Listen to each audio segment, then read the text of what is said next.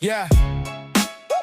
Rat mo to para sa pamilya, para sa tropa. Yeah, yeah.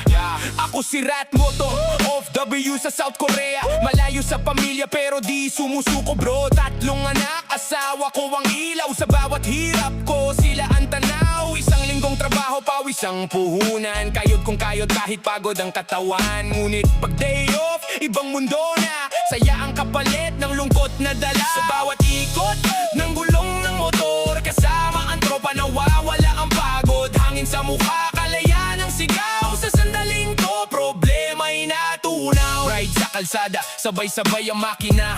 Tunog ng tambutso, parang musika. Mga katrabaho, parang pamilya na rin. Sa hirap at saya, magkakasama pa rin. Nangingisda sa ilog, tahimik ang paligid. Camping sa gabi, kwentuhan na solid. Tawanan kwento, walang kapantay mga... Yeah.